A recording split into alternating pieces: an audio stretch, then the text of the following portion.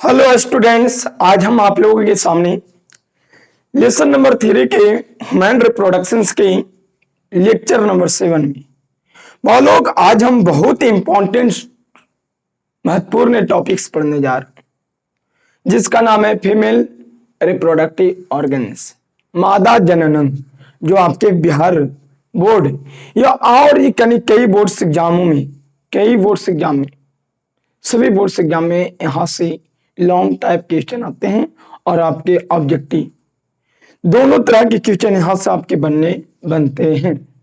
तो भाई लोग आप इस वीडियो को ध्यान से देखिएगा, ठीक है, और लास्ट तक देखते रहिएगा ताकि आपको समझ में बेहतर तरीका से आ सके। आपको लगेगा ये नहीं जितना टॉपिक लिखे हैं या लाए हैं वो एकदम आपकी सटीक बोर्ड्स एग्जाम से रिलेटेड है। तो चलते हैं बिना लेट किए हुए।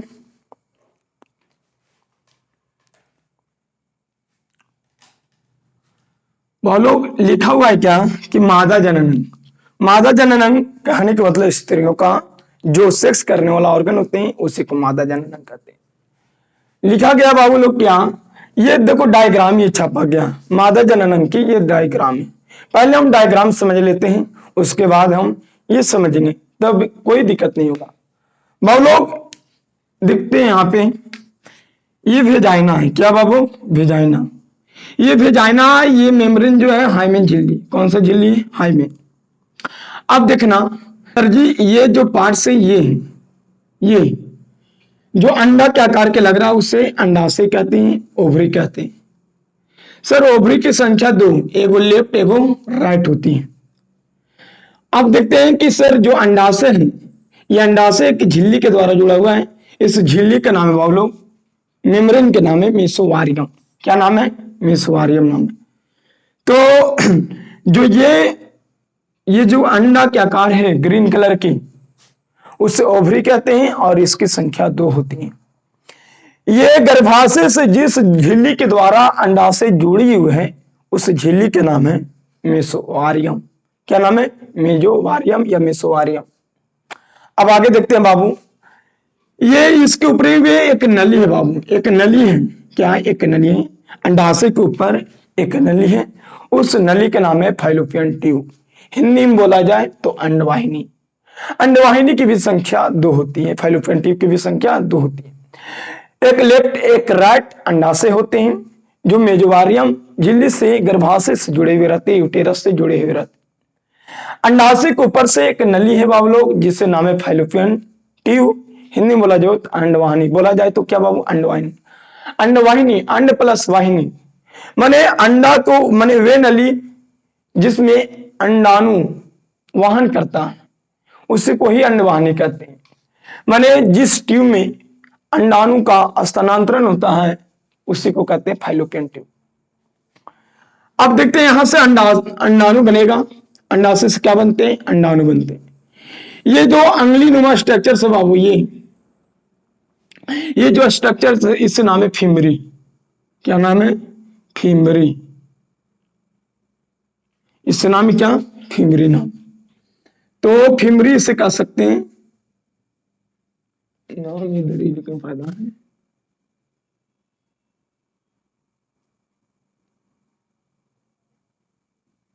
फिमरी, क्या कहते हैं? फिमरी। तो कह सकते हैं बाबू कि सर ये अंडवाहिनी है, इसमें अंडाणु जाते हैं और इस अंडाशय में इस फैलोपियन नलिका में, फैलोपियन देखो फैलोपियन नलिका के 3 नाम, एक फैलोपियन ट्यूब, फैलोपियन नलिका और अंडवाहिनी। सर ये जो नली है, नलीनुमा है, इसके शुरुआती भाग में अंगुलीनुमा स्ट्रक्चर से सर, इस अंगुलीनुमा स्ट्रक्चर को ही फिमरी कहते हैं। क्या कहते हैं? फिमरी। जब अंडाशय से बाबू अंडाणु बनता है, क्या बनता है? ओवम। जब बनता है अंडाशय से क्या बनता है? ओवम बनता है। तो ये जो अंगुलीनुमा स्ट्रक्चर से बाबू फिमरी, ये फिमरी अंडाणु को आकर्षित कर लेते हैं। क्या कर लेते हैं? पकड़ लेने का काम करते हैं और अंडाणु को पकड़कर फैलोपियन नलिका में आकर्षित कर लेते हैं, अट्रैक्ट कर लेते हैं, खींच लेते हैं। तो बाबू जब अंडाशय से अंडाणु निकलती है तो अंडवाहिनी की शुरुआत में शीर्ष भाग पे, अगला भाग पे अंगुलीनुमा स्ट्रक्चर होती है, उसी को हम लोग कहते हैं फेमरी। क्या कहते हैं? फेमरी। इस फेमरी की सहायता से अंडाणु को पकड़कर फैलोपियन ट्यूब में डाल दी जाती है, और फैलोपियन ट्यूब में जो अंडाणु आगे बढ़ पाता है वो सीलिया, किसके माध्यम से बाबू? सीलिया के माध्यम से बढ़ पाता है। तो आप समझ चुके होंगे बाबू कि अंडाशय की संख्या 2, एक लेफ्ट एक राइट। अंडाशय से अंडाणु का निर्माण होती है, और अंडाशय जिस झिल्ली के द्वारा जुड़ा है उसे मेसोवारियम कहते हैं।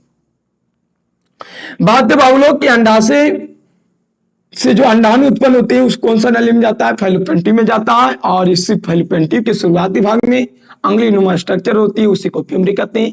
और इस फेमरी की सहायता से अंडाणु को पकड़कर इस नली में डालने का प्रयास किया जाता है। अब आगे देखा जा कि सर जब अंडाणु आई यहां पे निकलकर सीलिया के माध्यम से, क्वेश्चन पूछ सकता है कि सर फैलोपियन ट्यूब में जो अंडाणु सीलिया पकड़कर जो डाला तो अंडाणु अपने कैसे चल गया? तो इसके अंदर सीलिया होते बाबू, क्या होते हैं? सीलिया होते हैं। अंडाशय के अंदर क्या होते बाबू? सीलिया होते हैं। क्या होते हैं? सीलिया। सीलिया के माध्यम से अंडाणु बाबू लोग आगे क्या होते हैं? स्थानांतरित कर पाते हैं। क्या कर पाते हैं? स्थानांतरित कर पाते हैं। इस सीलिया के माध्यम से अंडाणु आगे बढ़ पाते हैं। तो सर जो अंडाणु है वो अंडाणु कहां पे निषेचित होती है? तो समझना, ये भेजाइना है बाबू, यहां तक आप समझ में आ गया होगा। आपको 2 पॉइंट समझ में आ गया। एक अंडाशय क्या है, एक फैलोपियन ट्यूब। अंडाशय से अंडाणु बनते हैं, और फैलोपियन ट्यूब से फैलोपियन ट्यूब में अंडाणु निषेचित होते हैं। क्या होते हैं? निषेचित होते हैं। और फैलोपियन ट्यूब में जो अंगुली नुमा स्ट्रक्चर से फेमरी, इस फेमरी की सहायता से अंडाणु को अट्रैक्ट किया जाता, पकड़ा जाए, कलेक्शन किया जाता, पकड़ा जाता है।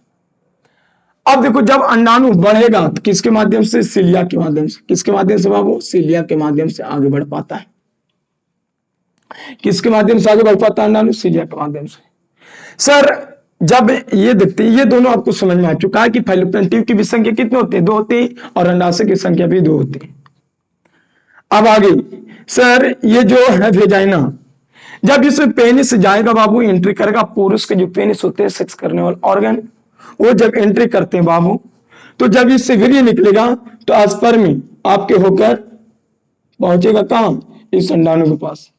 इसे स्पर्म बाबू लोग होकर इस अंडाणु के पास पहुंचेंगे, और इस अंडाणु के पास पहुंचेंगे तो क्या हो जाएगा? फर्टिलाइजेशन।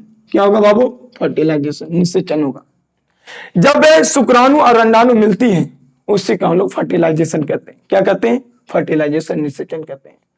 तो जब इधर से बाबू अंडाणु निकला था, और ये अंडाणु यहां पे रुका हुआ था, कहेगा फैलोपियन ट्यूब के कौन सा भाग में निषेचन होता है? तो आंसर होगा एम्पुला। कुछ होगा बाबू? एम्पुला। इसका आंसर क्या होगा? एम्पुला होगा। फैलोपियन ट्यूब के एम्पुला भाग में। कौन सा भाग में? एम्पुला। एम्पुला में। एम्पुला होता क्या है सर जी? तो देखना बाबू, फैलोपियन ट्यूब एक नली है, और उस नली में ये जो नली होते हैं शुरुआती भाग में पतला होते हैं, और इसके किनारे भाग में माने लास्ट और फर्स्ट भाग जो होते हैं वो पतला होते हैं, और बीच वाला भाग थोड़ा चौड़ा होते हैं, और उस चौड़ा ही भाग को एम्पुला कहते हैं। और इसी एम्पुला में, इसी चौड़े भाग में, फैलोपियन ट्यूब के इसी चौड़े भाग में, एम्पुला में अंडाणु निषेचित होते हैं, फर्टिलाइजेशन होता है अंडाणु का। दिक्कत नहीं होनी चाहिए। तो अब हम लोग, आपको समझ में आ गया होगा सर फैलोपियन ट्यूब के एम्पुला में अंडाणु का निषेचन होता है, फर्टिलाइजेशन होता है।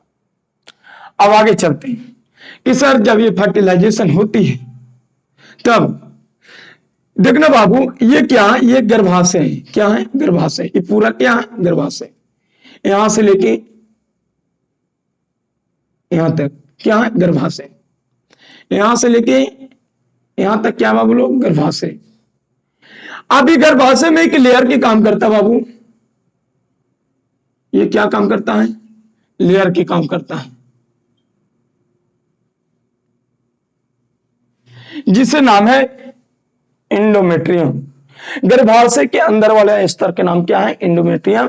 और इसी में ये निषेचित अंडाणु जायगोट 7 डे बाद 7 दिन बाद, 1 सप्ताह बाद ये जायगोट जब निषेचन होता है बाबू, तो जायगोट का निर्माण होती है, ये हर कोई जानता है।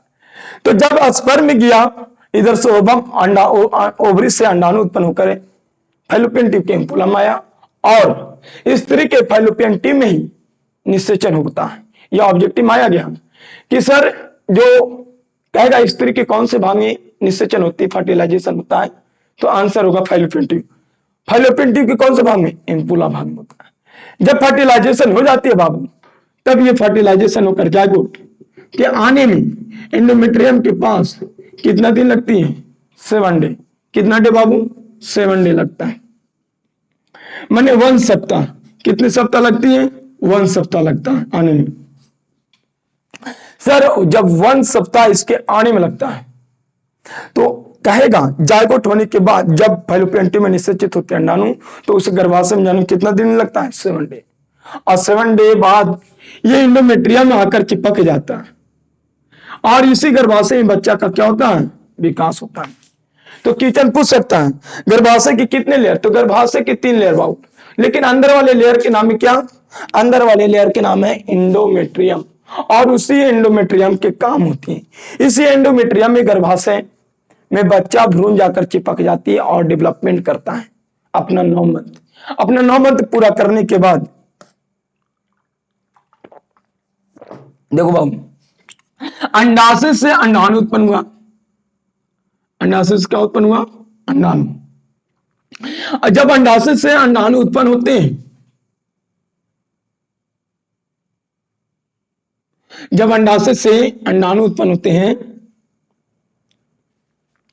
तब अंडाणु फैलोपियन ट्यूब में निषेचित हो गए। निषेचित होने के बाद 7 डे बाद कहां आ गया? गर्भाशय के एंडोमेट्रियम से चिपक गया, वहां पे डेवलपमेंट करने लगा। अब देखना सर, अंडाणु की अंडाशय की संख्या 2, फैलोपियन ट्यूब की संख्या 2। अब देखना ओवरी की संख्या 1 होते हैं। कितने होते हैं? 1 होते हैं। और इसी ओवरी में 9 मंथ बच्चा पलता है, 9 मंथ पलता है, अर्थात 280 दिन। कितना दिन बाबू? 280 दिन। इसी को कहते हैं 9 मंथ। 280 से लगभग फिलहाल 270 से 280 दिन, 270 से 80 दिन, 270 से 280 दिन बच्चा गर्भाशय में रहते हैं। कितना दिन रहते हैं? आप ध्यान रखिएगा सर, 9 मंथ को 270 दिन कर सकते हैं, लेकिन 9 मंथ 10 दिन भी रह सकते बच्चा। तो बच्चा 270 से 280 दिन, ज्यादातर ऑप्शन दिया रहेगा 280 दिन दिया रहता है बाबू लोग। तो आपको समझ में आ गया होगा क्या कि सर जो फर्टिलाइजेशन हुआ, फर्टिलाइजेशन होने के बाद गर्भाशय के अंदर वाले लेयर इंडोमेट्रियम आकर चिपक गया, और जब चिपक जाती है तो ये 7 डे बाद आती है, और ये 270 से 80 दिन के बीच गर्भाशय में डेवलपमेंट होता है, यूटेरस में डेवलपमेंट करता है। और जब डेवलपमेंट कर जाता है तब इससे जब कौन सा हार्मोन? ऑक्सीटोसिन हार्मोन उत्पन्न होगा। तब ये बच्चा ये गर्भाशय से छूटेगा। छूटने के बाद जब आप लोग रिलैक्सिन हार्मोन उत्पन्न होगा, तो ये ग्रीवा चौड़ा होगा, और चौड़ा होने के बाद आसानी से बच्चा जन्म ले लेगा। रिलैक्सिन हार्मोन की वजह से ही चौड़ा हो पाता है। अगर रिलैक्सिन हार्मोन नहीं स्रावित होगा, तो ये वाला भाग ग्रीवा कहते हैं, जिसे सर्विक्स कहते हैं, ये ग्रीवा भाग चौड़ा नहीं होगा, और जब चौड़ा नहीं होगा तो बच्चा जन्म नहीं ले पाएगा। ले पाएगा? जन्म नहीं ले पाएगा। तो रिलैक्सिन हार्मोन की वजह से ये ग्रीवा, ये वाला भाग चौड़ा हो जाते हैं, और चौड़ा होने के कारण बच्चा जन्म लेते हैं, अर्थात चौड़ा होने के कारण चौड़ा जन्म लेता है, ये भी कह सकते देहाती लैंग्वेज। तो भाई लोग आपको समझ में आ गया होगा कि सर अंडाशय की संख्या 2, फैलोपियन ट्यूब की संख्या 2 और गर्भाशय की संख्या 1, जिसमें बच्चा का डेवलपमेंट होता है। अंडाशय से अंडाणु बनते हैं, और फैलोपियन ट्यूब। देखो एकदम एक पॉइंट याद करना, अंडाशय से अंडाणु बनते हैं, फिम्बरी अंडाणु को पकड़ते हैं, और सीलिया के माध्यम से अंडाणु गति करके एम्पुला भाग में निषेचित होते हैं। जब निषेचित होने के बाद 7 डे बाद गर्भाशय में पहुंचते हैं, तो चिपकते कहां पे है? एंडोमेट्रियम। अंडाशय जिस मेम्ब्रेन से गर्भाशय से जुड़ा हुआ है, उस मेम्ब्रेन का नाम है मेसोवारियम। क्या नाम है? मेसोवारियम नाम है। अब बच्चा जब इसमें चिपका हुआ रहता है इससे, एंडोमेट्रियम से, तब आप लोग कहने के मतलब बच्चा का डेवलपमेंट होता है। अब समझना ग्रीवा है क्या? तो ग्रीवा कहानी का मतलब आप लोग देखो बाबू, हम आपको पहले इसलिए समझा दे रहे हैं ताकि आपको ये फिगर मीटर भी जाए तो कोई दिक्कत नहीं, तो पहले आप फिगर को समझ लीजिए और समझने के बाद वही पॉइंट सेम लिखा देंगे हम आपको। तो ये जो है ना बच्चा, तो इसमें जो ग्रीवा है बाबू लोग, ग्रीवा ये गर्भाशय की, देखो बाबू गर्भाशय जब यहां से चालू हुआ तो ये गर्भाशय ही आगे आकर पतला हो गया। क्या हो गया? पतला। ये गर्भाशय आके क्या हो गया? ये पतला हो गया। ये वाला भाग है ना, ये वाला गर्भाशय के वाला भाग, तो गर्भाशय के वाला भाग ग्रीवा कहलाता है। क्या कहलाता है? ग्रीवा। तो गर्भाशय आगे थैली था, चौड़ा था, यही आगे आकर पतला बना दिया, इसी को कहते हैं ग्रीवा। तो ऑब्जेक्टिव माता की ग्रीवा गर्भाशय के संक्रिया भाग को, नौरवा भाग को, नहरवा संक्रिया भाग को, गर्भाशय के संक्रिया भाग को माने गर्भाशय के पतले भाग को क्या कहते हैं? ग्रीवा कहते हैं। गर्भाशय के पतले भाग को क्या कहते हैं? ग्रीवा या सर्विक्स कहते हैं। इसी सर्विक्स की सहायता से जब चौड़ा होता है सर्विक्स, तब बच्चा जन्म लेता है। देखो सेक्स की होती है, इसी सर्विक्स होती है, शुक्राणु या अंडाणु के पास पहुंचता है। जब बच्चा जन्म लेगा तो यही चौड़ा होगा, चौड़ा होने के बाद चौड़ा होगा, माने बच्चा जन्म लेगा। तो आपको इतना समझ में आ चुका होगा, ठीक है। जब समझ में आ गया तो चलते हैं आगे की ओर। ऑर्गन टोटल कितना बाबू? ऑर्गन एक अंडाशय, फैलोपियन ट्यूब, तीसरा ओवरी और चौथा ग्रीवा और पांचवा वेजाइना और एक ब्रेस्ट। 6 अंग होते हैं स्त्रियों में। कितने अंग? 6 अंग। तो स्त्रियों में पहला अंग अंडाशय, दूसरा फैलोपियन ट्यूब और तीसरा का गर्भाशय, चौथा ग्रीवा और पांचवा योनि और पांचवा ब्रेस्ट, छाती, दूध पिलाने वाला। अब आगे देखते हैं मादा जनन के फीमेल रिप्रोडक्टिव ऑर्गन्स के बारे में। तो वहां लोग लिखा गया क्या? कि अंडाशय स्त्री के प्रमुख जनन अंग जिसकी संख्या कितनी होती है, सभी हम पढ़ा दिए, वो आपको केवल एक बार और देखना। तो स्त्री के प्रमुख जनन अंग रिप्रोडक्टिव ऑर्गन की संख्या 2 होती है। यह गर्भाशय से मेसोवारियम, यहां पर लिखा है गर्भाशय से मेसोवारियम झिल्ली के द्वारा मेम्ब्रेन के द्वारा जुड़ा रहता है। अब आगे अंडाशय से मादा युग्मक, अंडाणु का क्या होता है बाबू लोग? फॉर्मेशन होता है। अभी हम बताएं कि अंडाशय से मादा युग्मक फीमेल गैमेट ओवम का क्या होता है? फॉर्मेशन होता है। क्या होता है? फॉर्मेशन होता है। अब आगे अगला पॉइंट, प्रत्येक ओवरी लगभग कितना चौड़ा बाबू, कितना लंबा? 2 से 4 सेंटीमीटर लंबा होती है और 2.5 सेंटीमीटर तक चौड़ा होता है।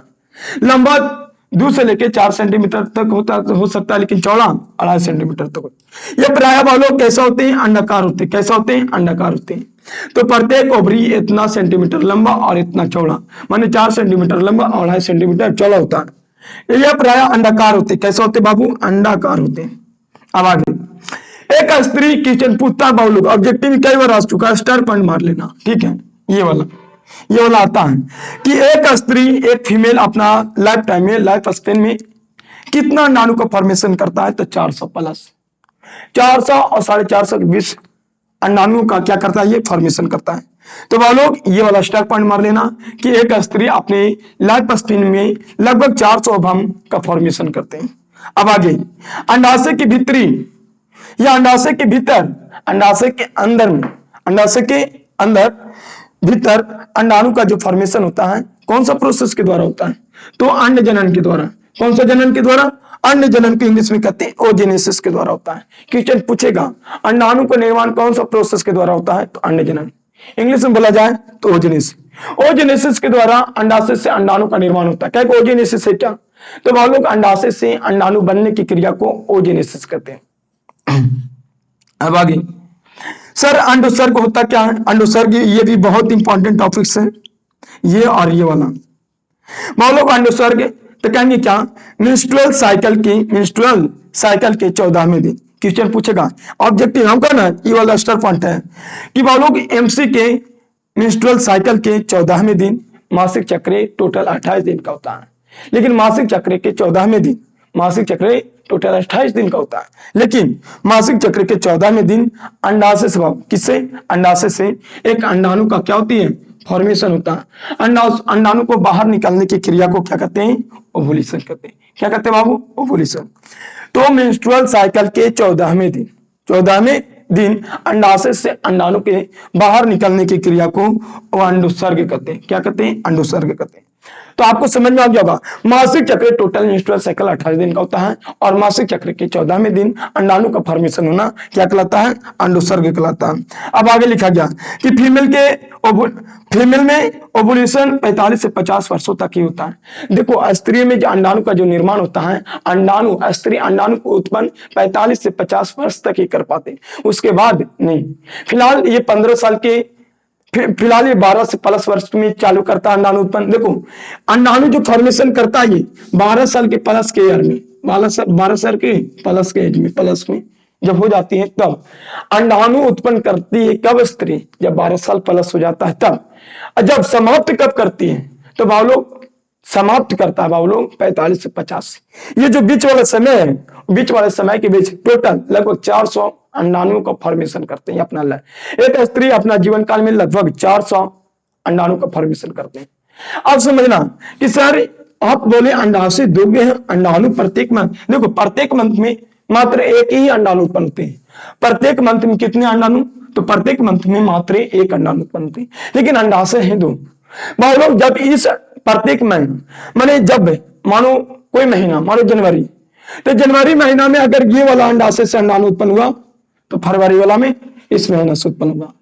अगर फरवरी में इस मंथ से अंडाणु उत्पन्न हुआ तो मार्च में इस महीना से, मार्च में इस महीना से हुआ तो अप्रैल में उस महीना से होगा। तो बावलोग एक एक महीना गैप करके अंडाणु को फॉर्मेशन करते हैं, अर्थात एकांतर उत्पन्न करते हैं। तो आप समझ में आ गया होगा कि सर प्रत्येक मंथ में मात्र एक ही अंडाणु उत्पन्न होते हैं और वो भी एकांतर अंडाशय से। प्रत्येक मंथ में एक ही अंडाणु उत्पन्न होते हैं, वो भी एकांतर, मान एक के बाद एक, मान जनवरी में इससे उत्पन्न हुआ तो फरवरी में उससे, फरवरी में उससे तो मार्च में इसमें। अब आगे लिखा है बावलोग प्रत्येक मासिक चक्र मेंस्ट्रुअल साइकिल में एक अंडाणु का एकांतर अंडाशय से ओवुलेशन होता। हम बताए ना अभी कि एकांतर अंडाशय से प्रत्येक मंथ में, प्रत्येक मासिक चक्र में एक ही अंडाणु उत्पन्न होते हैं। तो आपको समझ में आ चुका होगा कि सर अंडाशय स्त्री के प्रमुख जनन अंग जिसकी संख्या 2 होती है। यह गर्भाशय से कौन सा झिल्ली से जुड़ा हुआ? मेसोवारियम झिल्ली से। और अंडाशय से मादा युग्मक क्या होते हैं? अंडाणु का निर्माण होता है। अब बताओ प्रत्येक ओवरी लगभग इतना सेंटीमीटर लंबा और इतना चौड़ा होता है। यह प्राय कैसा होते हैं देखने में? तो अंडाकार होते हैं। कैसे होते हैं? अंडाकार होते हैं। एक स्त्री अपने जीवन काल में, लाइफ टाइम में, जीवन काल में वो लोग लगभग 400 अंडाणुओं का क्या करते हैं? फॉर्मेशन करते हैं। अंडाशय के भीतर अंडाणु का निर्माण अंड जनन के द्वारा होता है। क्वेश्चन पूछेगा अंडाशय के भीतर जो अंडाणु बनते हैं कौन सा जनन के द्वारा? अंड जनन के द्वारा। अब अंडोत्सर्ग है क्या? ओवुलेशन। तो मासिक चक्र के 14वें दिन अंडाशय से अंडाणु को बाहर निकलने की क्रिया को, प्रोसेस को अंडोत्सर्ग कहते हैं। और फीमेल में ओवुलेशन 45 से 50 वर्षों तक की होती है। तो वह लोग 50 वर्ष तक ही अपने बच्चों को जन्म दे सकते हैं। कोई भी स्त्री बुढ़ारी में 50 के बाद जन्म नहीं दे सकता। अब आगे समझना प्रत्येक एमसी माने मेंस्ट्रुअल साइकिल में एक अंडाणु का एकांतर अंडाशय से ओवुलेशन होता है। तो वह लोग आपको समझ में आ गया होगा। आप सेकेंड पॉइंट पढ़ेंगे फाइलोपियन ट्यूब। तो फाइलोपियन ट्यूब में वह लोग आप जानते होंगे जब ये अंडाशय उत्पन्न हो गया, अंडाणु जब अंडाशय से अंडाणु उत्पन्न हो गया तो ये फिमरी को पकड़कर इस फाइलोपियन ट्यूब में ले जाएगा और इस फाइलोपियन ट्यूब में ले जाएगा तो कौन सा भाग में ले जाएगा? एम्पुला में। ये जो गति किया उस सीलिया के माध्यम से करेगा। तो आपको लिख लेना सेकेंड पॉइंट वाला कि सर फाइलोपियन ट्यूब ना जब अंडाशय से अंडाणु उत्पन्न हुआ तो फिमरी इसे क्या कर लेता? पकड़ लेता है। और पकड़ने के बाद सीलिया के सहायता से अंडाणु फाइलोपियन ट्यूब के कौन से भाग में पहुंच जाते हैं? एम्पुला भाग में। देखो बाबू सीलिया के माध्यम से अंडाणु फाइलोपियन ट्यूब के एम्पुला में पहुंच जाते हैं और जब इधर से स्पर्म में जाता है योनि से, तो जब स्पर्म में जाता है तो एम्पुला भाग में निषेचित होती है और निषेचित होने के बाद अंडाणु 7 दिन बाद जायगोट, निषेचित होने के बाद तो अंडाणु शुक्राणु मिला तो जायगोट बन गया। तो ये जायगोट 7 दिन बाद 7 डे बाद कहा आ जाती है? गर्भाशय में आके एंडोमेट्रियम से चिपक जाता है। किससे चिपक जाता है बाबू? एंडोमेट्रियम से आकर चिपक जाता है। अब आगे की बात किया जाए कि ग्रीवा, तो बच्चा का जब विकास होता है बाबू लोग 7 डे बाद फाइलोपियन ट्यूब से कहा गया? एंडोमेट्रियम आ गया और एंडोमेट्रियम से चिपक गया। और टोटल बच्चों की जो विकसित करने का गेस्टेशन जो पीरियड होती है गर्भकाल, उसका वो गर्भकाल 270 से 280 दिन का होता है। 270 से 280 दिन का होता है। और 270 से 280 दिन के बाद जब रिलैक्सिन हार्मोन स्रावित होगा तो ये ग्रीवा चौड़ा होकर बच्चों का जन्म देगा वजाइना की सहायता से। जब रिलैक्सिन हार्मोन उत्पन्न होती है तब ये भाग चौड़ा हो पाता है। अगर नहीं रिलैक्सिन उत्पन्न होगा तो ग्रीवा चौड़ा नहीं होगा तो बच्चा का जन्म नहीं हो पाएगा। तो वह लोग वेजाइना एक हाइमेन झिल्ली से, बहुत ही पतली झिल्ली हाइमेन से ढके रहते हैं। इसके आगे छिद्र होते हैं जिस छिद्र के माध्यम से मासिक चक्र आता है। ये नहीं कि पूरे ढक्कन से ढक दिया तो मासिक चक्र कैसे आएगा, नहीं। तो वह लोग वेजाइना में एक पतली लेयर हाइमेन के द्वारा ढके रहता है, जो बहुत ही एकदम नाजुक होते हैं, बहुत कम दबाव के कारण टूट जाता है, प्रेशर से टूट सकता है। और ये पहले से वहां पे उसके एक छोटा सा छिद्र होता है, उस छिद्र को ही, उस छिद्र की सहायता से एम डॉट से बाहर आ पाते हैं। तो दूसरा पॉइंट पढ़ते हैं, फाइलोपियन ट्यूब।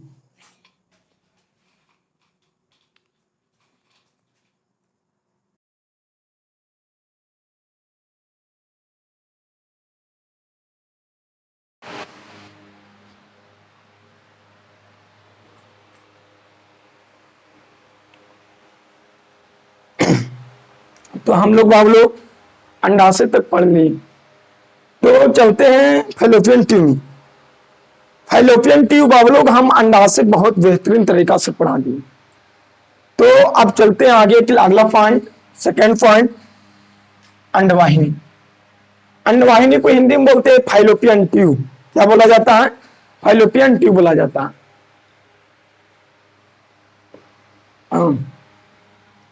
तो वो लोग फैलोपियन ट्यूब है ना, हम अभी बताएं कि फीमेल में कितने फैलोपियन ट्यूब हैं? 2। कितने बाबू? 2 है, 1 और 2। कितने फैलोपियन ट्यूब हैं? 2 फैलोपियन ट्यूब। अब आगे की बात है क्या, कि जो यूटेरस के ऊपरी किनारों से, जो गर्भाशय के ऊपरी किनारा, देखो ये गर्भाशय है, यूटेरस है, ये वाला किनारा और ये वाला किनारा, ये किनारा, ये किनारा, निकल क्या, फीमेल में फीमेल में 2 फैलोपियन ट्यूब होते हैं, जो यूटेरस के ऊपरी किनारों से, यूटेरस के ऊपरी किनारों से दोनों ओर मौजूद अंडाशय से जुड़ी होती है। बात सही। ये जो फैलोपियन ट्यूब है बाबू, ये फैलोपियन ट्यूब गर्भाशय के ऊपरी किनारा और अंडाशय से दोनों ओर मौजूद अंडाशय से जुड़ी होती है। ये पॉइंट समझ में आ चुका होगा कि सर फीमेल में 2 फैलोपियन ट्यूब होते हैं, जो यूटेरस के ऊपरी किनारा से शुरू हुआ है और दोनों ओर मौजूद अंडाशय से जुड़े होते हैं। अब अगला पॉइंट, प्रत्येक फैलोपियन ट्यूब में लगभग लंबाई कितना होता है फैलोपियन ट्यूब की? तो 10 से 12 सेंटीमीटर लंबी होती है। फैलोपियन ट्यूब की लंबाई बाबू 12 सेंटीमीटर लंबी होती है। प्रत्येक फैलोपियन ट्यूब के शीर्ष भाग लिखा गया कि सर ये जो प्रत्येक फैलोपियन ट्यूब है, इसका शीर्ष भाग, ये वाला शीर्ष भाग उंगलियों के समान, किसके समान बाबू? उंगलियों के समान। किसके समान? उंगलियों के समान। उंगलियों के समान माने फिंगर लाइक झालर बना जाता। ये देखिए अंगुलियां, ये मानो फैलोपियन ट्यूब है, और ये अंगुली है। तो ये जो अंगुली है वो फिंगर अति फिमरी कहलाएगा। क्या कहलाएगा? फिमरी।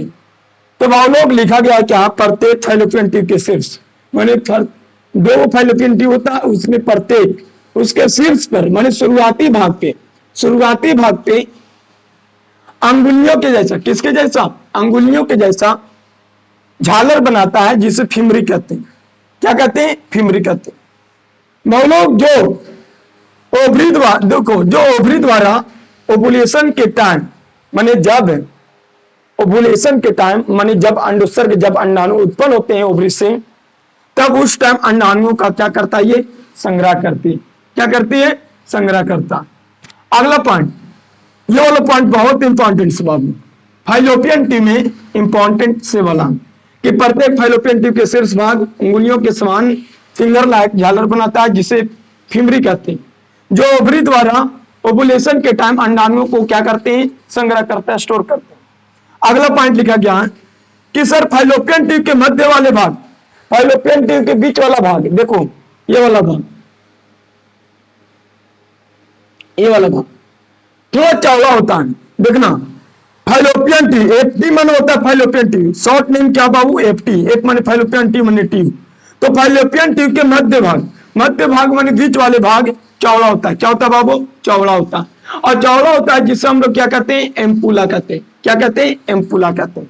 तो फैलोपियन ट्यूब के मध्य वाले भाग चौड़ा होता है, जिसे एम्पुला कहते हैं, तथा यूटेरस से देखो फाइलोपियन ट्यूब है, इसके बीच वाले भाग चौड़ा होता है जिसे एम्पुला कहते हैं, तथा ये जहां पे गर्भाशय से जुड़ा हुआ ये वाला भाग, उसे हम लोग क्या कहते हैं, लिखा गया क्या कि फाइलोपियन ट्यूब के मध्य वाले भाग को चौड़ा होता है जिसे एम्पुला कहते हैं, तथा यूटेरस से जुड़ा हुआ पार्ट स्थमस कहलाता है। क्या कहलाता है? स्थमस। लिखा गया यूटेरस से जुड़ा हुआ भाग, फाइलोपियन ट्यूब है, जो फाइलोपियन ट्यूब जुड़ा हुआ है यूटेरस से, उस वाले भाग को स्थमस कहते हैं। क्या कहते हैं? स्थमस कहते हैं। अगला बात, अंडाणु का निषेचन। अंडाणु का निषेचन, फर्टिलाइजेशन, स्त्री के, फीमेल के फाइलोपियन ट्यूब के कौन सा भाग में होता है? एम्पुला वाला भाग में। हम बता चुके हैं कि सर जो फाइलोपियन ट्यूब है, फाइलोपियन ट्यूब के एम्पुला भाग में अंडाणु का क्या होता है? फर्टिलाइजेशन होता है। क्या होता है बाबू? लिखा गया क्या कि ओवम का निषेचन, अंडाणु का फर्टिलाइजेशन फीमेल के फाइलोपियन ट्यूब के एम्पुला में होता है। अगला बात, इसके बाद जब निषेचन हो जाता है तो जिसे निषेचित अंडाणु, अंडाणु अगर शुक्राणु से निषेचित हो गया तब निषेचित अंडाणु कितने वीक में बाबू? एक वीक। कितने वीक? एक वीक में, अर्थात 7 डेज बाद यूटेरस में क्या कर जाता है? एंट्री कर जाता है, प्रवेश कर जाता है। जब हम लोग स्त्री के फाइलोपियन ट्यूब में अंडाणु निषेचित हो जाती है तो निषेचित अंडाणु 1 सप्ताह बाद गर्भाशय में एंट्री कर जाते हैं। अगला पॉइंट, फाइलोपियन ट्यूब की दीवार, हम बताएं बाबू, फाइलोपियन ट्यूब की दीवार मांसल होते हैं और संकुचनशील होते हैं, और इसके अंदर क्या होते हैं बाबू लोग? सीलिया होते हैं। क्या होते हैं? सीलिया। इसी सीलिया के कारण, इसी सीलिया के कारण शुक्राणु आदि अंडाणु आगे बढ़ पाता।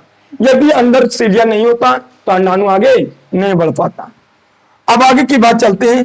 तो आपको इतना समझ में आ चुका होगा कि सर फाइलोपियन ट्यूब की संख्या 2 होती है, जो यूटेरस के ऊपरी किनारों से दोनों ओर मौजूद अंडाशय से जुड़ा रहता है, माने जो अंडाशय और फाइलोपियन ट्यूब से जुड़ा रहता है। इसकी लंबाई 12 सेंटीमीटर होती है और प्रत्येक फाइलोपियन ट्यूब के शीर्ष भाग पे अंगुलीनुमा स्ट्रक्चर्स है जिसे हम लोग फीमरी कहते हैं। और ये फीमरी ओवरी से जब ओवुलेशन के टाइम, जब ओवुलेशन के टाइम अंडाणु उत्पन्न होते हैं तो उस अंडाणु को कैप्चर करने का काम करता है, संग्रहण करती है।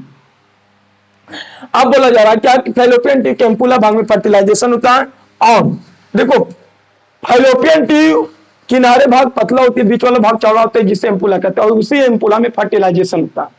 अब देखो फाइलोपियन ट्यूब गर्भाशय से जिस स्थान से जुड़ा हुआ उसे स्थमस कहते हैं। क्या कहते हैं? स्थमस कहते हैं। और जब अंडाणु निषेचित हो जाती है तो 1 वीक बाद, 7 वीक बाद, अति 1 वीक मान 1 सप्ताह बाद, 7 दिन बाद कहां पहुंच जाते हैं? तो बाबू लोग ये ओवरी में पहुंच जाती, यूटेरस में पहुंच जाते हैं। बाबू लोग जब अंडाणु यहां से खींचा गया तो सीलिया के माध्यम से आगे गतिशील होता है। तो आपको दूसरा टॉपिक भी समझ में आ चुका होगा। पहला टॉपिक अंडाशय समझ में आ ही गया, दूसरा टॉपिक अंडवाहिनी जिसे फाइलोपियन ट्यूब कहते हैं, ये भी समझ में। अब तीसरा टॉपिक लाने वाले हैं गर्भाशय। क्या बाबू लोग? जिसमें बच्चा का क्या होता है? विकास होता है। तो तीसरा टॉपिक के बारे में लाने वाले हैं।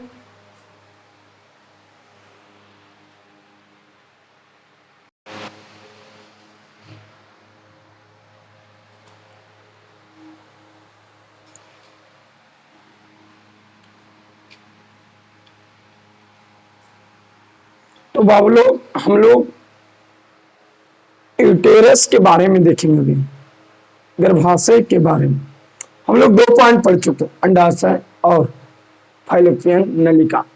तो तीसरा पॉइंट है बाबू गर्भाशय। देखो यह थैली के जैसा गर्भाशय जो है वो थैली के जैसा, देखना यहाँ पे एक लग रहा है कि थैली है। क्या है? थैली। तो ये थैली के जैसा पेशी है, पेशी मैंने खिंचाए वाला, खिंचाना चाहिए, माने जैसे लब्बड़ को टेनते ना वैसे होना चाहिए। तो ये थैली के जैसा पेशी, जैसे थैली थोड़ा सा फैलती वैसा ही तरीका से, उसी तरीका से ये भी गर्भाशय भी फैलने काम करती थोड़ा बहुत। तो बाबू लोग ये पेशी तब ना बच्चा होता है, रहता है, विकसित होता है तो और थोड़ा इंक्रीज होता है इसका साइज। तो यह थैली जैसा एक पेशीय स्ट्रक्चर है जो मूत्राशय, मूत्राशय की इंग्लिश में कहते हैं यूरिनरी ब्लैडर और मलाशय के बीच। देखो बाबू मूत्राशय, लड़कियों में जो मूत्राशय होता है मूत्राशय, और पीछे मलाशय, और बीच में जो नलिया है ना ओकरे कहा जाता है कुछ श्रेणी गुहा। बात समझ में आया? लड़कियों का शुरुआती में मूत्राशय, पीछे मलाशय और बीच में एक स्पेशल नली होता है। हम लोग में वो नहीं होता, पुरुष में नहीं होता है, स्त्रियों में आगे की ओर मूत्राशय और पीछे की ओर मलाशय, बीच में एक नली होता है। उसी के नाम है, उसी जगह को नाम है श्रेणी गुहा में स्थित होते हैं। तो भाव लोग, गर्भाशय थैली के जैसा एक पेशीय माने मसल कुलर स्ट्रक्चर जो यूरिनरी ब्लडर और रेक्टम के बीच श्रेणी गुहा में स्थित है। अगला पॉइंट, ये जो होते हैं इसका लंबाई, यूटेरस की लंबाई 7.5 सेंटीमीटर, चौड़ाई बाबलो 5 सेंटीमीटर और मोटाई देखो बाबू, मोटा 3.5 सेंटीमीटर, चौड़ा 5 सेंटीमीटर और लंबा इतना 7.5 सेंटीमीटर। तो बाबलो इसका लंबाई 7.5, चौड़ाई 5 और मोटाई 3.5। इतने समझ में आ गया होगा कि सर गर्भाशय थैली जैसा पेशीय संरचना जो मूत्राशय और मलाशय के बीच श्रोणी गुहा में होती है, इसका लंबाई इतना होता है, चौड़ाई ये होता है और मोटाई ये होता है। अब आगे की ओर जो ऑब्जेक्टिव आया हुआ है, ये ऑब्जेक्टिव मान ले बाबू, स्टार मार लेना, ये वाला पॉइंट। यूटेरस के अंदर वाले लेयर को, अस्तर को क्या कहते हैं? इंडोमेट्रियम कहते हैं। क्या कहते हैं? इंडोमेट्रियम। जो बाबू जिसमें जाके भ्रूण स्थापित होते हैं और इसी यदि शुक्राणु अंडाणु निश्चित नहीं कर पाते बाबू, तो यही एंडोमेट्रियम टूटकर बाहर आते हैं, मासिक चक्र के रूप में, एमसी के रूप में आते हैं बाहर, जो फिलहाल 3 से 5 दिनों तक का होता है। बोलो, जब ये अंडाणु निश्चित हुआ तो ये जायगोट आके तो चिपक गया, स्थापित हो गया इस एंडोमेट्रियम, इस लेयर में। यदि न होता तब से, तो बाबू न होगा तो ये एंडोमेट्रियम बाद में टूटकर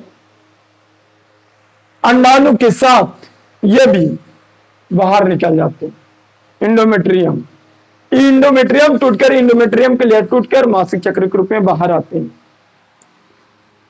अब आगे क्यों? यूटेरस के 3 भाग होते हैं बाबू। कितने भाग? 3 भाग। लिखे यूटेरस के ऊपर जो गुंबदाकार होते हैं, ये यूटेरस है, ये गर्भाशय है, ये ऊपर वाला जो लेयर है ये वाला भाग को बाबू फंडस कहते हैं। क्या कहते हैं? फंडस। गर्भाशय के ऊपर जो ये वाला भाग को फंडस कहते हैं। अगला पॉइंट, गर्भाशय के बीच के प्रमुख भाग को बॉडी कहते हैं। गर्भाशय को पहला भाग को फंडस कहते हैं, ये बीच वाले भाग को क्या कहेंगे? बॉडी कहेंगे या काय कहेंगे। ऊपर वाले भाग को फंडस, बीच वाले भाग को काय।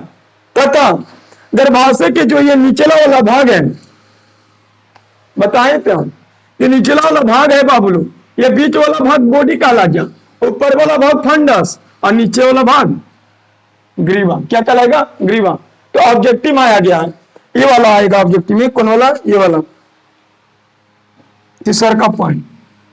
देखो बाबू, ये वाला पॉइंट को स्टार मार लेना, ये वाला पॉइंट। गर्भाशय के अंदर वाले लेयर को इंडोमेट्रियम कहते हैं और ऊपर वाले भाग की ओर जो होता है ना, उसे फंडस कहते हैं और बीच वाले भाग को बॉडी कहते हैं। लेकिन आता है आपको ऑब्जेक्टिव वाला ये वाला कि निचला भाग, गर्भाशय के जो नीचे वाला भाग है वो आकर आगे पतला हो चुका है, उसी संकरा भाग को क्या कहते हैं हम लोग? संकरा भाग को क्या कहते हैं बाबू? ग्रीवा कहते हैं, सर्विस कहते हैं।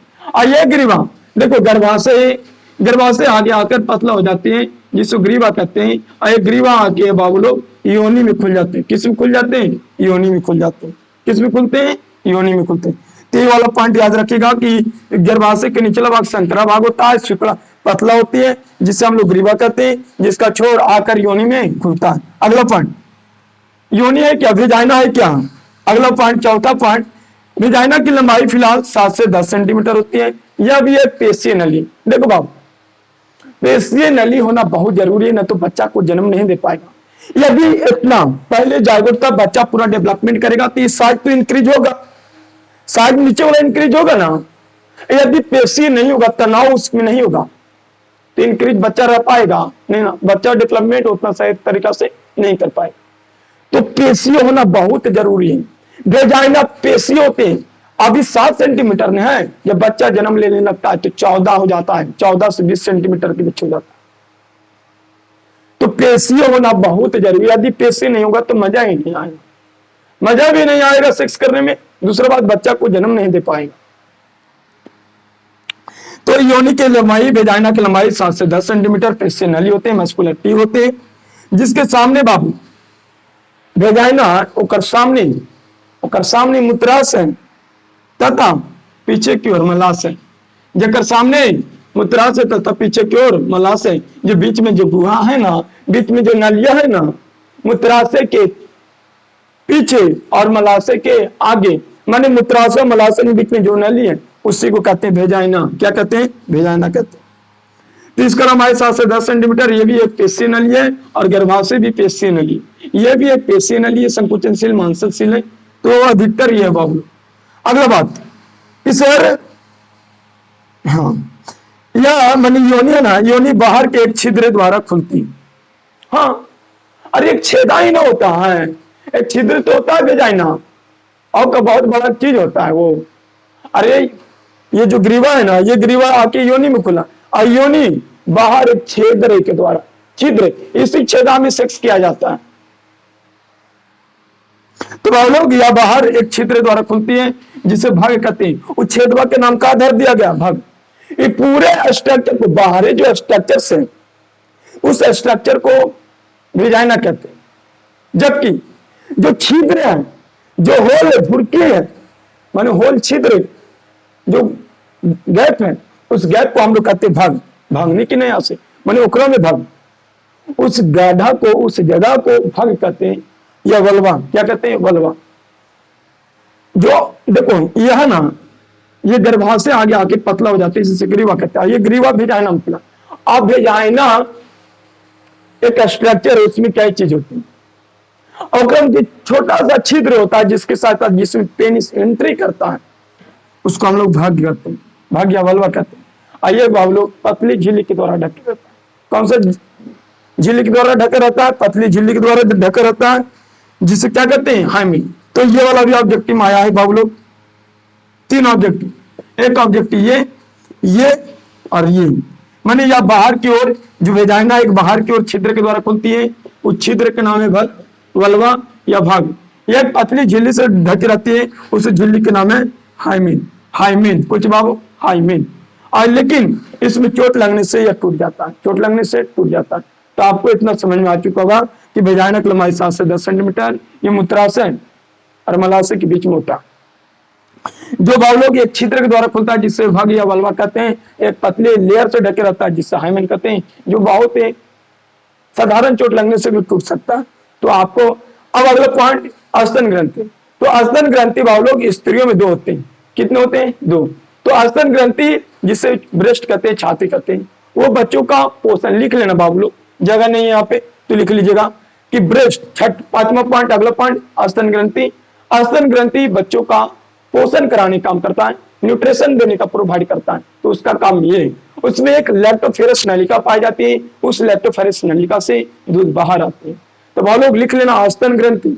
अस्तन ग्रंथि बच्चों के पोषण देता, पोषण प्रोवाइड करता है, और उसके अंदर, अस्तन के अंदर जो नली होता है, जिस नली से दूध बाहर निकलती है, उस नली के नाम है लैक्टोफेरस नलिका। लैक्टोफेरस नलिका। तो आपको 5 नंबर क्लियर हो चुका है बाबू। फिगर छाप दीजिएगा बहुत आसानी पूर्वक से।